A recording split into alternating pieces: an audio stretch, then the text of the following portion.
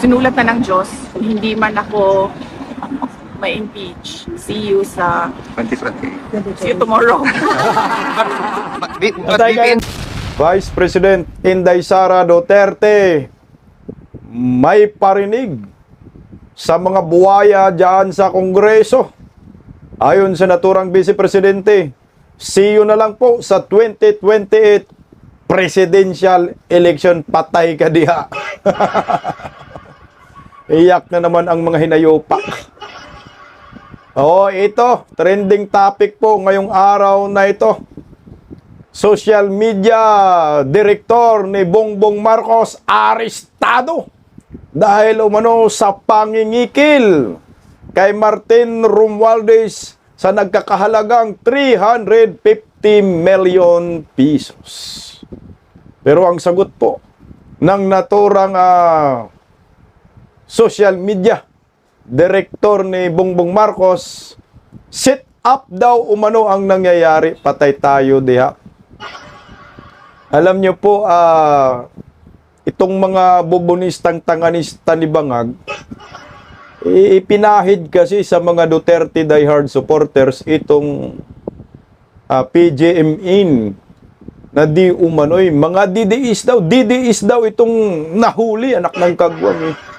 Pero malaman-laman natin, mas may koneksyon, no, sa mga Marcoses kumpara sa mga Duterte. So itong atakdug. Dag kasi babae, dug paglalaki. Atakdug na si Chucky Claire. Agad nagpalabas ng mga picture na yung manoy kasama si Tatay Digong, no, Inday Sara, at sinabi ho nilang konektado sa mga Duterte. Pero kung laliman po natin ang ating pagsisiyasat, anak ng kagwang, mas konektado po kay Bongbong Marcos at kay Liza Marcos. Ayan po yung picture, Chucky Claire, oh. Magandang gabi po sa ating lahat. Palike po muna, pa-share, pa-subscribe at pakipindot po ang inyong mga notification bell para lagi po kayong updated sa ating mga video. Bisdak Historiador, pangalawang YouTube channel po natin. Meron po tayong gagawing content dyan araw-araw. Abangan nyo po ang ating proyekto sa pangalawang YouTube channel po natin. At syempre, i-share po ninyo din. Ang komentary content dito lang sa Bisdak Pilipinas. Kaya sa mga hindi pa po nakapag-subscribe, mag-subscribe po kayo. Ito, unahin po muna natin itong si Vice President Inday Sara Duterte na sinabi niya po, no, na see you na lang po sa eleksyon 2028. Alam mo, hirap na hirap ng mga buhaya kay Inday Sara eh. Pinagtutulungan na nga, nakatayo pa. Kahit anong banat sa kanya, nakangiti pa. Yan ang mahirap banatan. Mai-stress ka ba, no? Double time na kung ano-ano ng mga paninira, pero nakatayo pa rin si Vice President Inday Sara Duterte. Pakinggan po muna natin ang interview kay Inday Sara dyan sa dahig. Narito po, pakinggan natin si Inday. Okay na. Yes, VP Inday Sara Duterte, magandang hapon, ma'am. How are you today? I'm okay. Thank you very much for asking. How are you today? I'm fine, ma'am. Especially looking at the future President of the Republic of the Philippines. Nako! VP Inday, VP Inday, the burning question is, how's the former President Rodrigo Roa Duterte? He's okay. Very chatty today. Mainly about politics. At least siguro mga 95% of the conversation was about politics.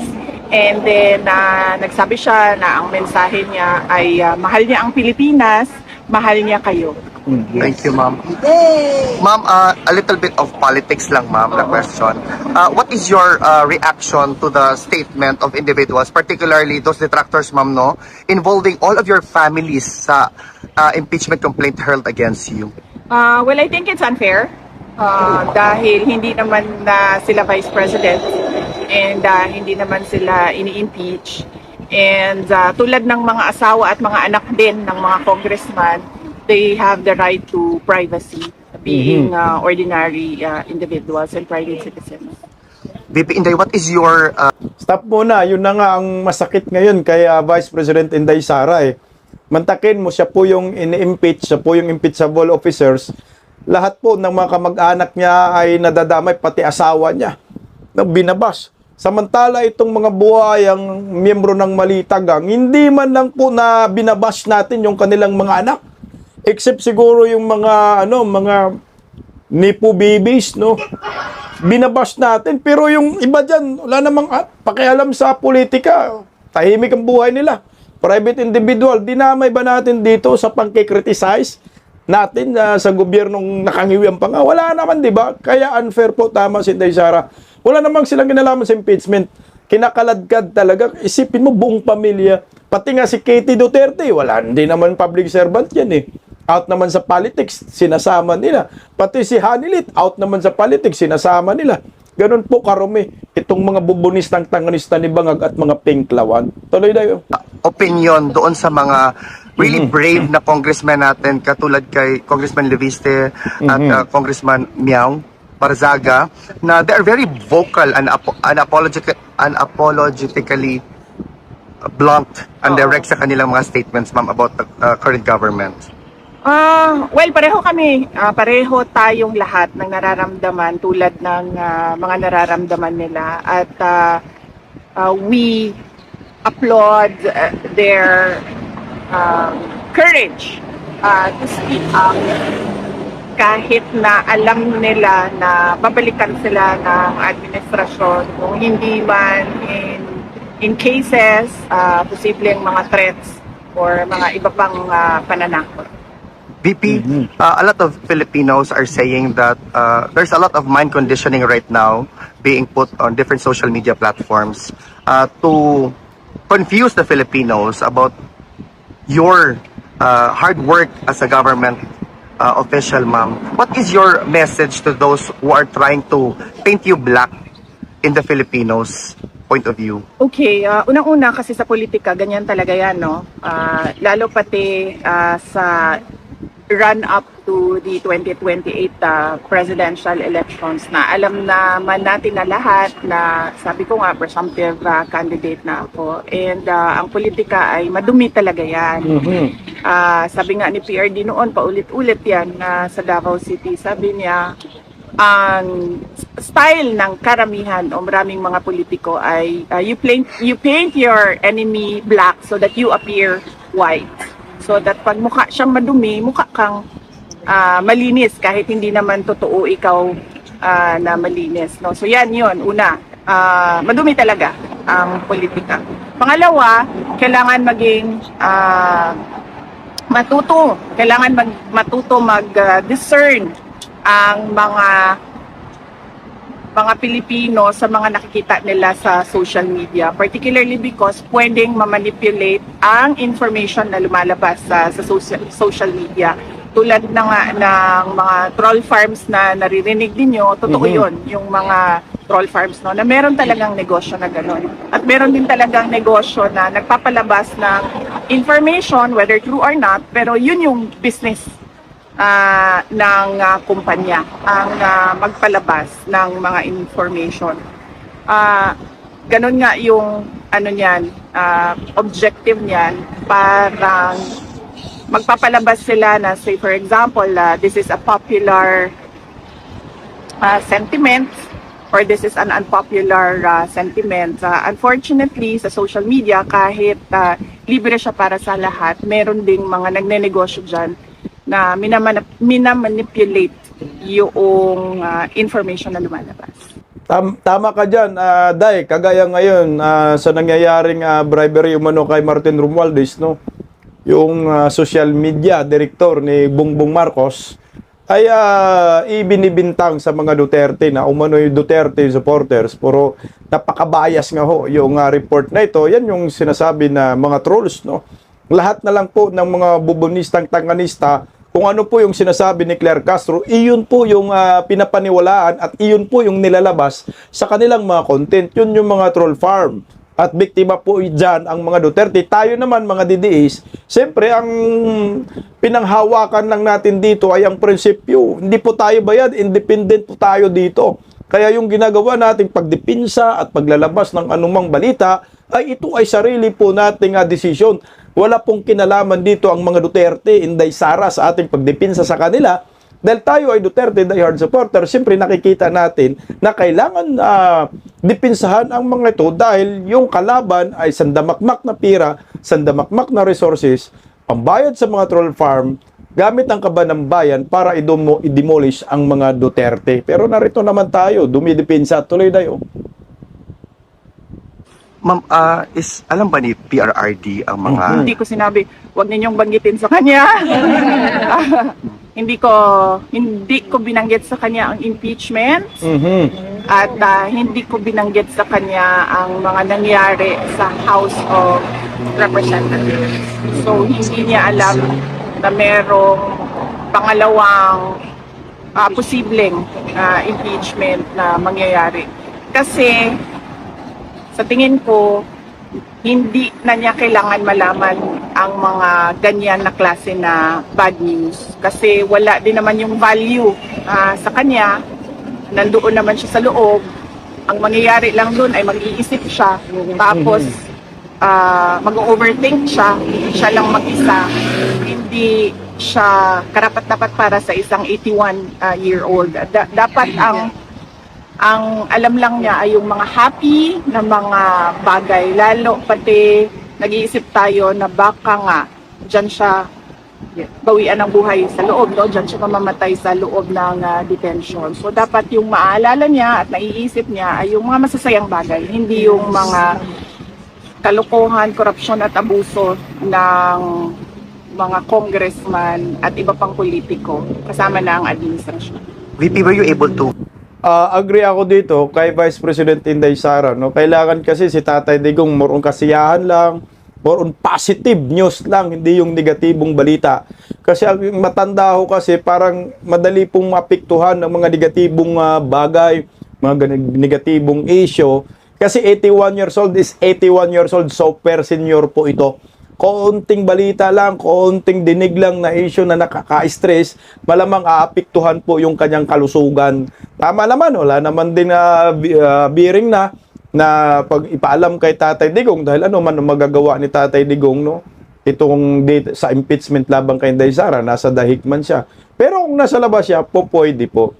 Pero itong sinabi ni Inday Sara na para bang tanggap na ni Inday Sara kung ano po ang mangyayari at kahinatnan ni Tatay Digong dyan sa daig. Pero ako sa akin, positibo ako magiging presidente muna si Vice President Inday Sara at makauwi si Tatay Digong. At malamang kung si Tatay Digong ay mabawian man ng kanyang buhay, ako sigurado ako dito sa Pilipinas at Pangulo na po si Vice President Inday Sara Duterte at makakauwi si Tatay Digong. Nalay po. convince PRRD na magpa-physiotherapy today? Hindi mainly kasi politics yung napag-usapan. So hindi namin napag-usapan yung physiotherapy, pero kinamusta ko siya sa pagkain. Sabi ko, masarap na ba yung pagkain at nagbibigay ba sila ng Filipino dishes? Sabi niya, meron daw mga binibigay na almost tastes like Filipino dishes. Kasi sinabi ko sa kanya na right niya yon as a detainee, ang culturally appropriate food. And then he said na, meron naman na parang lasang Filipino dish. And then sabi niya, wag na kayong mag-alala. Kasi sabi niya, nakain ko na lahat ng gusto kong kainin noon. At sabi ko, nag-serve ba sila ng munggus sa iyo? And then sabi niya, wag mo na isipin yan. Sabi niya, lahat ng munggus, nakain ko na noon. And then he said na, ang hindi ko na lang nakain na munggus ay yung munggus, the hayop, the animal. Na sinabi ko naman sa kanya, sabi ko, I don't think kinakain yon. And then he said na, pag sa Pilipino, pwedeng kainin yon. Mongoose. Buhaya, pwedeng litsunin, Day. Ma'am, if there's one thing na you're very proud of na trait ni PRRD na nakuha mo, what is it?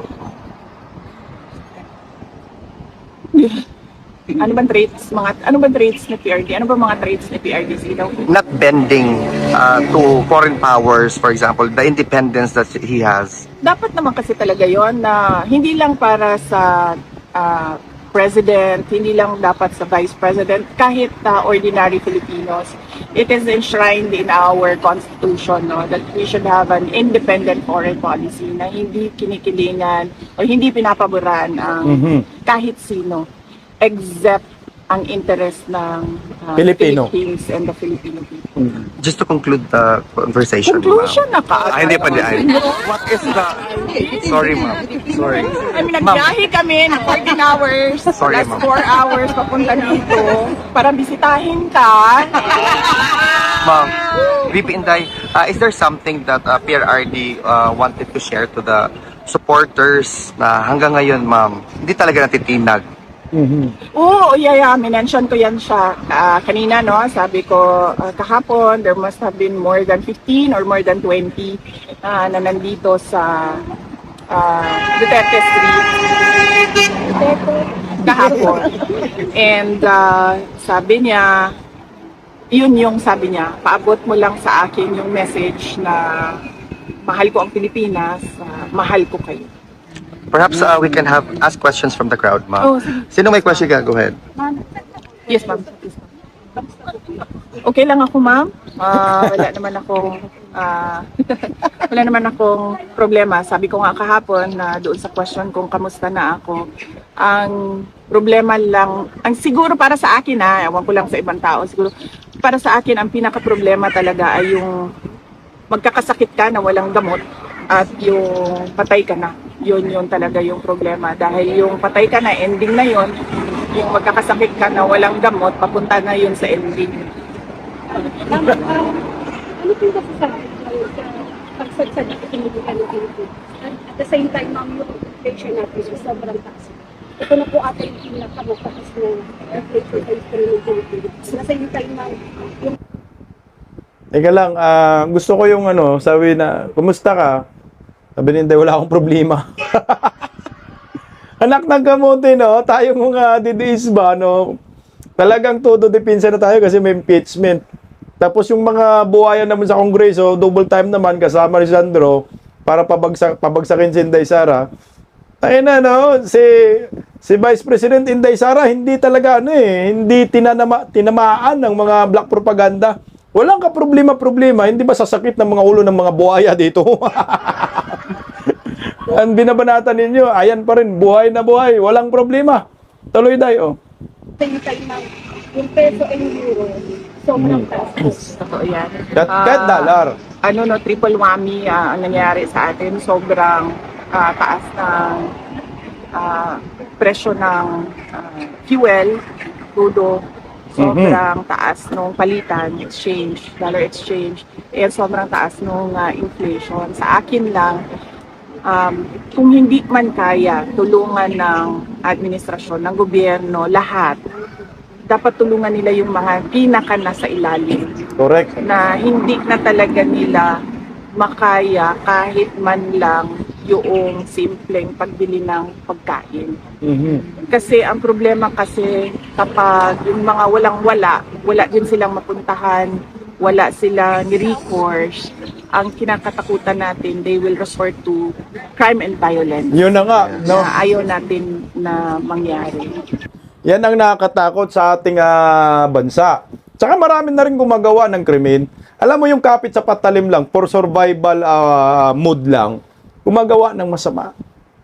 Kung ano-anong nasa isip para mapakain ng pamilya, para hindi sila mamatay sa gutom. Yan ang pinaka-number 1 problema sa ekonomiya natin, sa isang bansang bagsak at sa krisis na naranasan po natin. Huwag naman ho sana.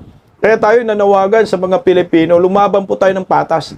Marami pong paraan para mamuhay. At ang paraan yun ay legal. Hindi pwedeng gumawa ka ng masama para lamang ikakabuhay mo. Diskarte na lang ho tayo. Kunti na lang. Maging Pangulo na si Inday. Yung natatandaan ko po, yung panahon puro pagod, ang euro po is pero this time, yung peso po, Kawawa talaga, ma'am. Lalo na pati yung consumption natin ng mga imported goods. Kasi ibig sabihin Mahal. nun, pagbili natin, mahal na siya. So pagpasok niya, lalo siyang magmahal. At marami sa ating mga goods are imported.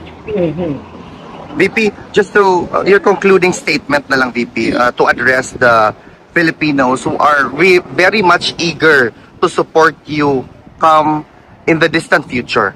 Yun lang, VP, na parang to fuel us as well, the supporters, na hindi naman talaga kami aatras sa laban. We are with you together in this fight. Oo. Nagpapasalamat ako dahil noong ako ay nag-announce na tatakbo akong Pangulo, marami, lahat ng mga supporters galing 2016, 2019, 2022, nandyan pa rin sila lahat. Solid na naniniwala at nagtitiwala. So, yun yung unang pagpapasalamat ko. Yung pangalawang pagpapasalamat ko ay yung kanilang suporta sa akin ngayon na humaharap sa impeachment na gawa-gawa ng House of Representatives. Siyempre, sinusuportahan ng iba pang mga senators ay merong mga kababayan natin na lumalabas na, nagpipiket na, pinapahayag na nila publicly yung opposition nila sa impeachment. Nagpapasalamat ko sa kanila. Pero base din sa discussion namin kanina ni Pangulong Duterte, lahat ng mga nangyayari sa buhay ng isang tao ay sinulat yan ng Diyos. So kung ma-impeach ako, yan ay sinulat na ng Diyos. Kung hindi man ako ma-impeach, see you sa 2028. see you tomorrow. But VP and I, on behalf of the Philippines, Okay, see you sa 2028. Yan ang maliwanag dyan. Pag hindi po si Inday ma-impeach, see you sa 2028 presidential election. At kayong mga buhaya, makulong kayo habang buhay. Lalo ka na Martin Tambaloslos Romualdez. Kasama siyempre si Bunget, anang nakanggaw. Si Sandro, si Bake. Ayan po yung maliwanag, ha. Grabe yung mensahe na yan. Pag hindi ako ma-impeach, see you sa 2028 presidential election. Speaking of Martin Romualdez, speaking of Bunget, ito na. Trending po ito ngayong araw. Ang mga hinayupak, tinutulak po sa mga Duterte na di umano'y itong nangingikil umano kay Martin Romualdez na 350 million ay mga DDAs. Ulul! Magiging patas po tayo dito. Imahimayan po natin, pakinggan po natin ang mga side ng isa't isa. No? Kung ito ba ay maituturing nangingikil di umano, DDS ba ito or loyalista? Kasi si Claire Castro, nagpakita po siya ng kanilang side. Siyempre, ang ipapakita po nila ay DDS, so konektado sa mga Duterte. Pero kung laliman po natin ang ating pagsisiyasat, 100% ang taong ito ay konektado po sa mga Marcoses. Paano po nangyari ngayon? Merong entrapment na nangyayari. Pakinggan po muna natin itong balitang ito. Narito po. Inaresto ng National Bureau of Investigation o NBI ang social media personality na si Franco Mabanta at 4 na iba pa.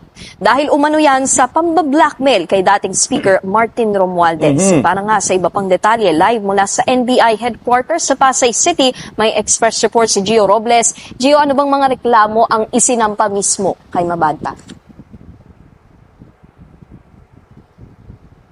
Nikki, extortion o pangingikil ang reklamong kinakaharap ni Mabanta at 4 na iba pa. Ayon sa NBI Organized Transnational Crime Division, sinubukan umanong kikilan ni Mabanta si dating House Speaker Martin Romualdez.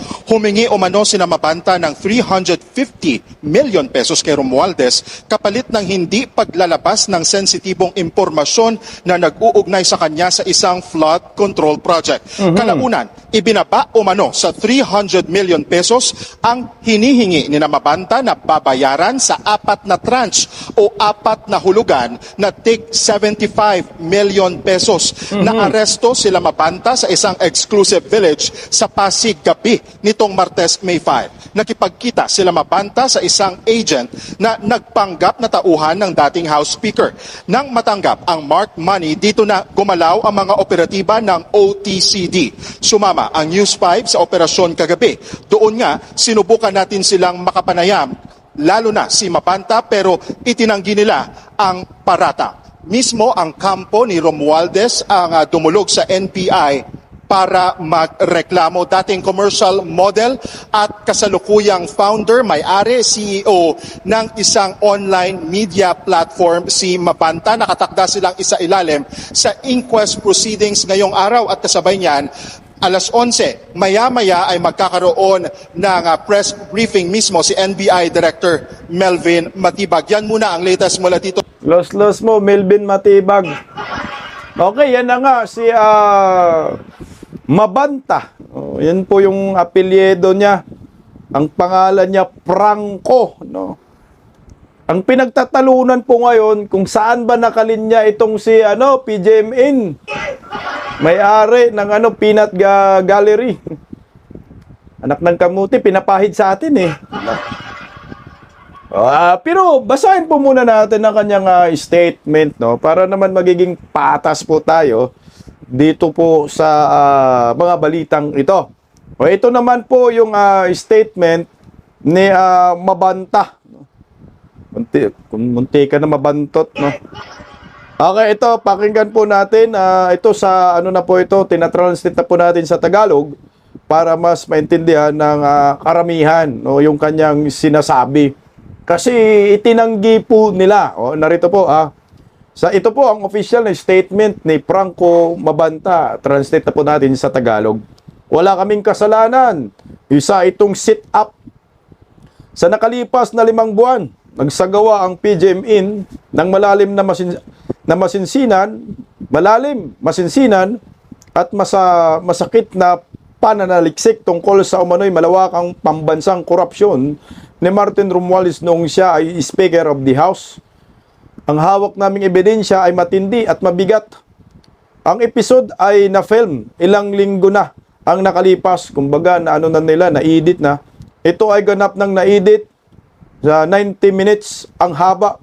Puno ng matibay na ebidensya at tanda ng ilabas.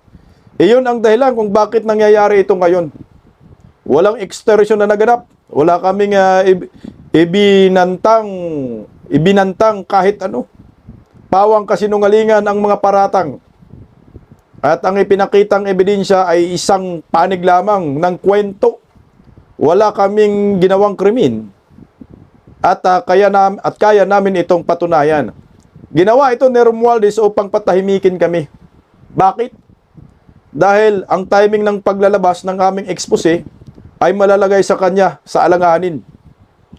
Lalo sa gitna ng kanyang mga kinakaharap na usapin sa ombudsman, habang ipinapakita ni Pangulong Bongbong Marcos na nakikinig siya sa panawagan ng taong bayan na pananagutin ang taong pinaniniwalang sumabotay sa unang 3 taon ng kanyang administrasyon. Dito pa lang, bilib na bilib siya kay Bongbong Marcos to, sasabihin yung DDS to. Ilang araw bago ang aming pag-aresto, ilang bisis kaming pribadong binalaan ng mga makapangyarihang kaibigan na may seryosong banta sa aming kaligtasan na maaari kaming saktan o ipapatay. Dahil dito, bago pa man ang pag-aresto, nagbigay na ako ng malinaw at tiyak na utos. Kung may mangyari sa amin, anumang iyon, maging pagkasugat o pagkamatay, ang aming legal team at mga pinagkakatiwalaang kaalyado ay dapat ilabas ang 90 minutes expose sa lahat ng pangunahing social media platforms para makita ng buong Pilipinas. Kami sa PJMN ay matagal nang ipinagmamalaki ang pagtutok sa mga maling gawain at sa mga gumagawa nito. Kahapon, ginawa namin ang mahirap na desisyon na harapin ang pinakamasahol sa kanila. At ngayon, narito na kami sa sitwasyong ito. Kung ito ay kapalit ng paggawa ng tama, handa naming tanggapin, nais kong balikan ito ng aking mga anak na 5 taong gulang at 2 taong gulang paglaki nila at makita kung anong klaseng ama ang kanilang ama. Mr. Martin, alam mo kung ano ang ginagawa mo sa bansa. Alam namin kung ano ang ginagawa mo sa bansa. At sa lalong madaling panahon, sana'y malaman na rin ito ng lahat. Sabi ni Franco Mabanta. Alam mo, nalalabuan din ako sa taong ito. Kanina, napag-usapan din po natin ito sa Birada Aguila. Nakapagtataka naman Bakit po kayo nakipagkita sa grupo ni Martin Romualdez? Mukhang na-meet nga ho nila si Martin Romualdez. Nakipagkasundo kayo sa demonyo, kaya ang nangyari ho sa inyo, na-entrap kayo. Lumalabas, kayo ay nag-extort. Tapos, 350 million. Yung kabuuan, 75 million, ito yung advance. So, yung nag-meet na patay, huli ka balbon. Pero itinanggi nila. Ako po'y nagtataka, bakit ka nakipagkita pa, nakipagkasundo sa demonyo? Anak ka ng kagwang eh. Hindi o sana, hindi ka na nakipagkasundo. At inilabas mo na lang yung mga video, pero dito nahuhuli din po siya sa statement. Sorry ang nakikita ko, mukhang nahuli rin siya eh, sa kanyang statement eh. Nang dahil daw sa 90 minuto na video, kaya daw nakipagkita sila, mayroong agreement. Mayroong kasunduan. Ano bang kasunduan ho ninyo? Dapat hindi na lang kayo nakipagkita doon. Inilabas na lang po ninyo kung may pakialam kayo sa maraming Pilipino at sa bayan patungkol sa flood control corruption. At tinuturo ngayong mastermind, si Martin Romualdez. Ang problema, hindi ganoon ang nangyari. Nakipag-meet pa kayo. Ano bang kasunduan? Sana nilabas mo yung kasunduan ninyo. Ano bang kasunduan ho ninyo? Bakit nakipagkita kayo sa team ni Martin Romualdez? Diyan tayo sumasablay minsan eh. Nakikita natin, may butas din po ito. So ngayon, ang usapin natin, ito yung palakihin natin. Kawawa ka, Franco, tinatakwil ka lahat.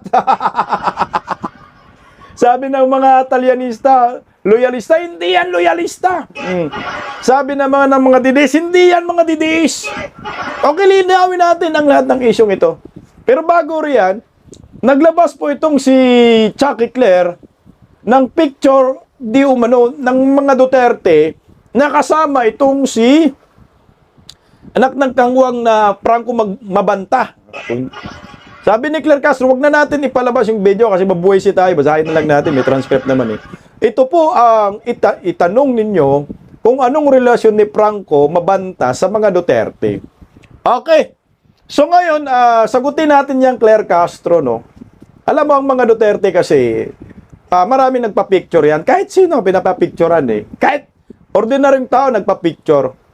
So ngayon, yung naka-jacket ba yan sila ni Tatay Digong tsaka ni Mabanta, Carlo Mabanta, hindi natin alam kung saan yan. Dahil picture lang naman, pinapakita. Pero dito sa kanang bahagi, na nandyan si Vice President Inday Sara, tapang at malasakit lunching po yan. Maraming tao po dyan, kasama sila Pia Cayetano, mga Cayetano siblings. I think 2017 yan, na launching ng tapang at malasakit sa Taguig. Maraming nagpa-picture yan. Pero it doesn't mean na itong mga Duterte ay close na dito kay Franco Mabanta. Parang Madriaga lang datingan, anak ka ng kagwang Claire Castro eh. Pero, konektado ba talaga itong si Franco sa mga Duterte? Didiis ba talaga yan? Ang sagot ko, hindi. Hindi siya Duterte diehard supporters. Mas maliwanag na itong si Franco ay dikit sa mga Marcoses. Okay, bakit ko masasabi sa mga dikit siya sa mga Marcoses? Una-una himay-himay natin. Maglabas din tayo ng mga picture. Kagaya po nito. Ayan ang mga picture na ito, syempre, maraming didiis dyan. Hindi pa po nasira yung unit team, unitae dyan. Kilala natin dyan. Nandyan sino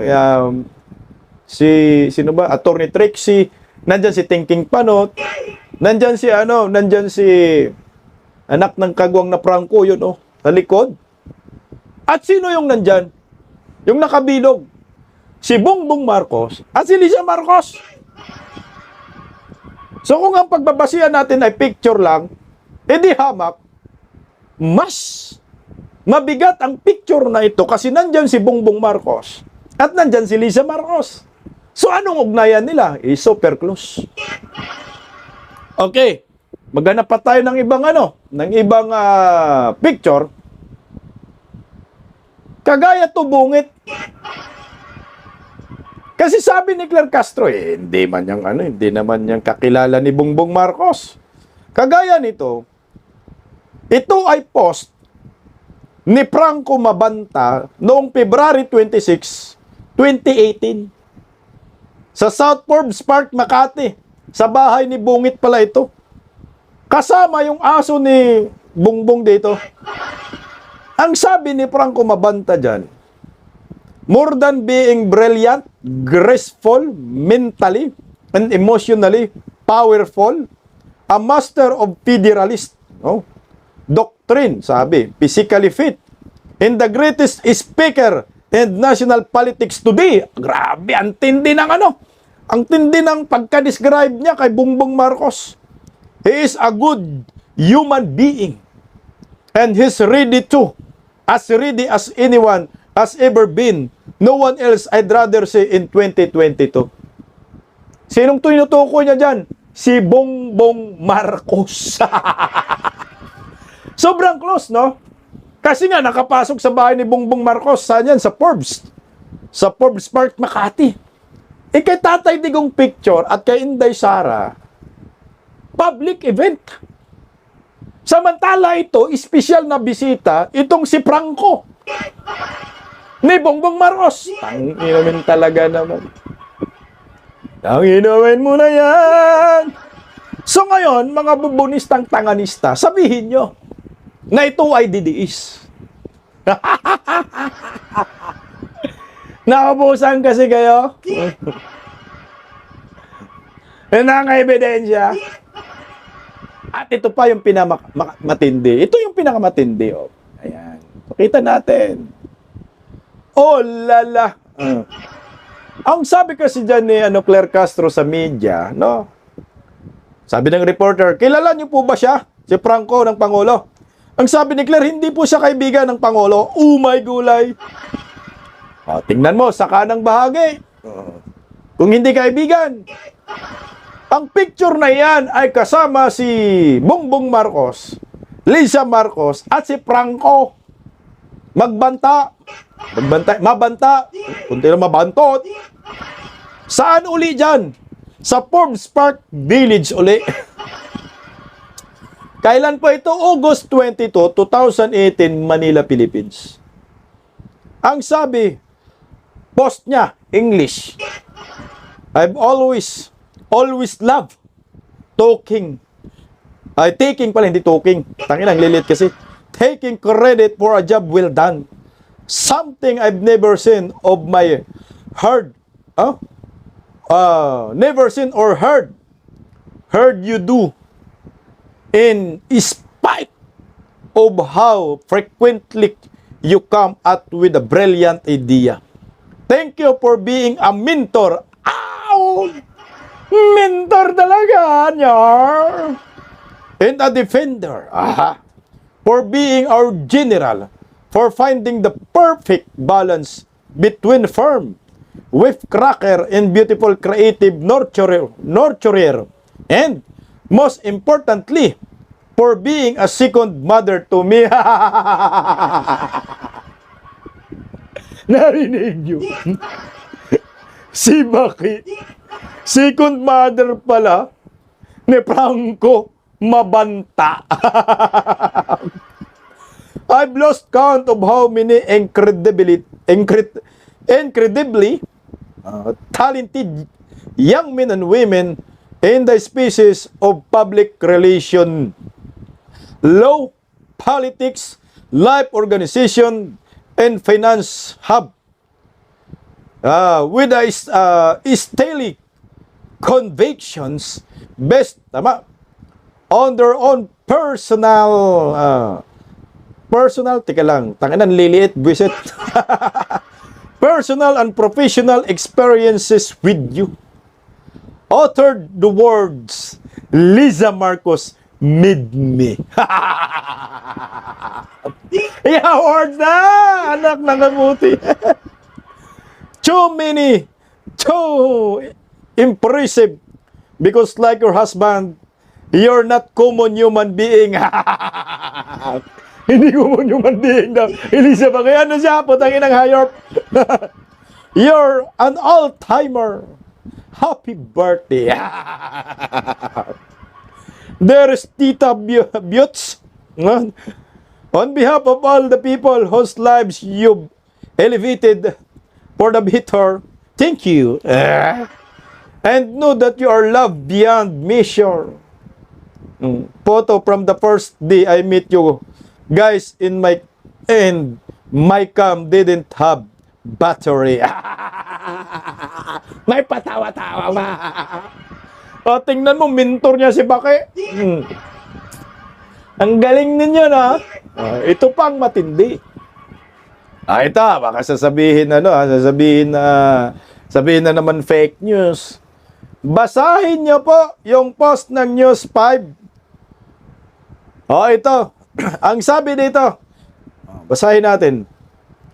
Arestado ang founder at CEO ng media startup na Peanut Gallery Media Network na si Franco Mabanta at 4 pang iba dahil sa umano'y 350 million extortion plot laban kay dating House Speaker Martin Romualdez. Ayon sa mga otoridad, tinangka umanong i-blackmail ni Mabanta si Representative Romualdez kagnay sa issue ng manumalyang flood control projects. Ang dulo. Sabi nito, dating social media director ni President Bongbong Marcos, si Mabanta. Ngayon, sasabihin po ninyo, hindi kilala. Putangin na mga Chucky Claire, tangin men. Social media director. Tapos hindi kilala. Second mother nga si Bake. Tangin men. O ngayon, kanino po konektado itong si Franco Mabanta na trinidor din nila? Hindi sa mga Marcoses. Papasukin ka sa kanilang mga tahanan kung hindi ka close. Papasukin ka dyan sa Forbes Park, Makati kung hindi ka close. Gawin kang social media director ni Bungit kung hindi ka close. Uy, anak ng kagwang, tatanga naman nila kung gano'n, no? Espesyal na aso ni Bongbong Marcos na nakita ni Chucky Claire na nilarang-laro. Ganyan. Mas namit pa ni Franco. Mabanta. Ngayon, mga bubunis ng tanganista, sabihin nyo ngayon, kanino konektado itong si Franco Mabanta na nga di umano'y kinikilan si Tambaluslos ng 350 million? Sa mga Duterte ba? O sa mga Marcos? Putang ina. Social media director, hindi kilala. Last nyo, Bake? Paggising sa umaga, tanghali at gabi, nakikita ko ang post niya, ang hapdi. Paano nga ba to? Di ako makatanggi. Watch ko na lang at isipin ng mabuti. Bisdak Pilipinas. Bisdak, tinig ng katotohanan. Sa bawat vlog may laban sa kasinungalingan. Mulat ang mata, gising ang masa. Bisdak Pilipinas, para sa bayan, gumigising sa diwa. Sa likod ng kamera, tapang ang dala, walang sinasanto kung mali ang gawa. Hinay-hinay, pero palaban. Boses ng tao sa digital na labanan. Bisdak, tinig ng katotohanan. Sa bawat vlog may laban sa kasinungalingan. Mulat ang mata, gising ang masa. Bisdak Pilipinas, para sa bayan, gumigising sa diwa.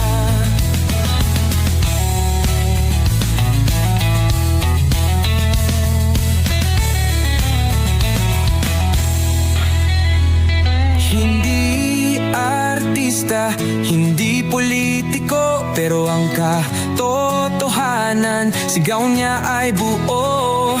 Sa YouTube o Facebook man siya makita, may aral ka pa rin, may uwi sa bawat salita. Bisdak,